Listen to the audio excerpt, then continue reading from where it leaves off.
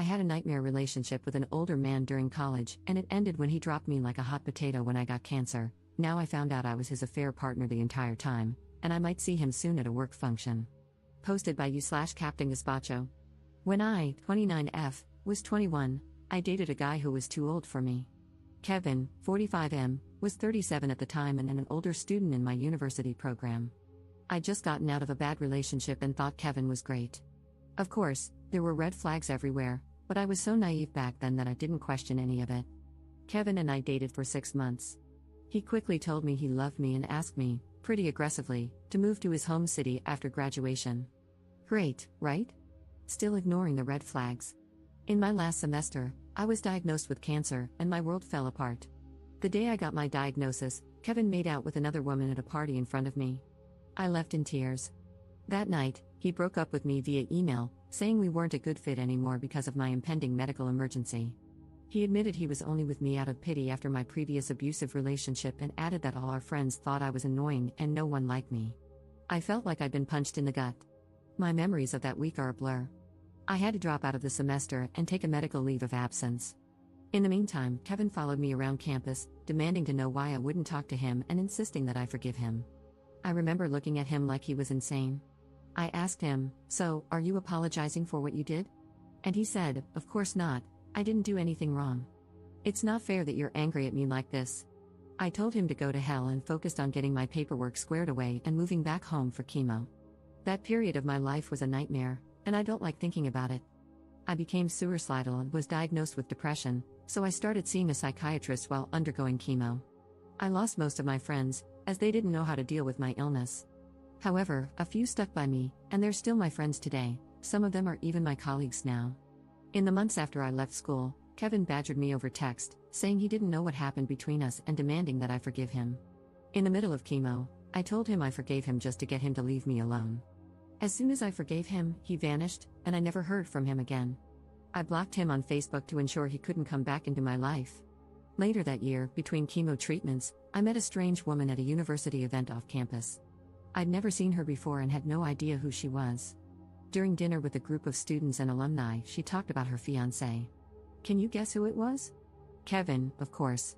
I was confused because we'd only dated for a few months, which seemed too short to know someone before getting engaged. But when I asked how long they'd been together, she said something crazy like 3 years. I was in total shock, realizing Kevin had been having an affair with me and that our entire relationship was a lie.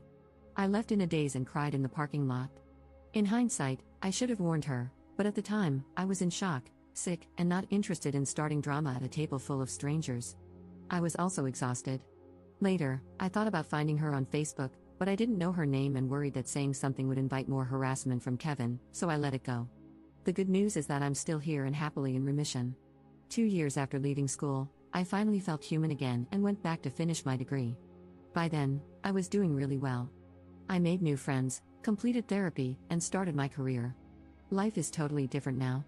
I'm well known in my field and have even been invited back to my university as a guest of honor. My professors want me to speak to students, and I'll have a chance to network with visiting alumni who are big names in my industry. It's an amazing opportunity, and I was really looking forward to it. The only problem is that Kevin is on the guest list, along with a woman who shares his last name, presumably his wife. When I saw their names, my heart sank. The guest list is small, with maybe 50 alumni, so we're bound to run into each other. I can't skip the event because it's important, and I already promised I'd be there. Plus, I don't want to avoid things out of fear of running into someone like him. How do I handle seeing Kevin again?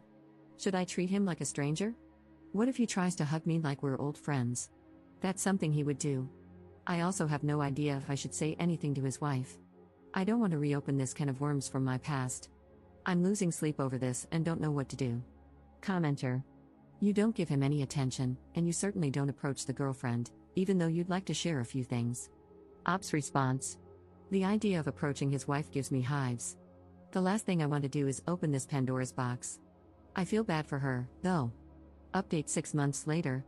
Well, thanks for your feedback, everyone. I wanted to give you an update.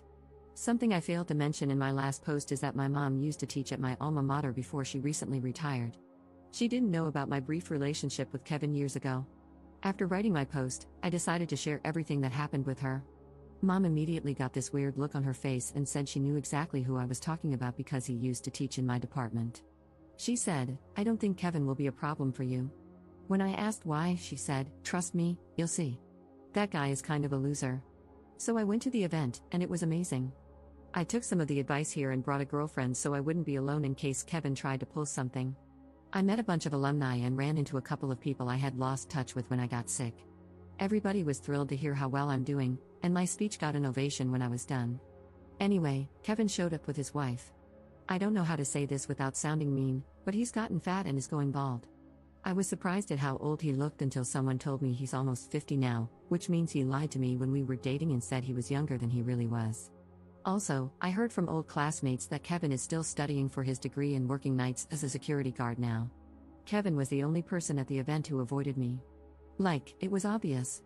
I thought he was going to avoid me all night until I accidentally found myself alone for 30 seconds, which is when he nervously approached me to congratulate me. I smiled, said thanks, and kept moving. He tried cracking a dumb joke to me later, but I just ignored him, which seemed to frustrate him. Overall, I just spent the night focused on the people around me and forgot he existed. Interestingly, he managed to repeatedly piss off a bunch of people, including his wife and one of the deans, throughout the night with stupid comments. It got so bad that people started a running joke about what an insensitive moron Kevin was. I'm so glad I went and didn't allow one jerk from my past to make me hide. I had a great time and was surprised at how unafraid I felt when I saw Kevin again. The memories from that time of my life were so traumatic, but now he's just some jerk I once knew. I'm not sure now WTF I ever saw in him or why I was ever scared of him. Oh, and by the way, I recently started a great new job that came with a big raise, which means I'll have my student loans paid off this year, so life is good.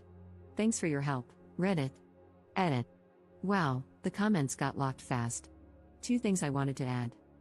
1. An acquaintance recently told me that Kevin and his now wife were apparently in an open relationship for a long time, including while he and I were together, and that she closed the relationship a few years ago because she got annoyed. I can only imagine the shenanigans. I feel better knowing he didn't cheat on her, even though he still cheated on me, and, of course, he didn't tell me about his wife at all. Whatever, though. 2. My favorite part of the evening, I blocked Kevin on Facebook years ago, so he's had no updates on my life, including the fact that I go by my birth name now. In college, everybody called me by a nickname, but no one's used it in years. So all night, he kept calling me by this super old nickname. People kept looking at him like he was crazy and asking, "Why are you calling her that?" Kevin got super frustrated because he realized everybody was in on some joke he didn't understand. No one would clue him in, I guess. Commenter. Oh, this update gives me life. I'm so happy to hear about your success, congratulations and well done. I'm so glad you are finally able to move on from this idiot. You are clearly 2 very different people. Ops response. It's so obvious now that the only reason we were ever together was that I was young and naive. Now that I'm almost 30, he doesn't make any sense to me. It's so weird and creepy.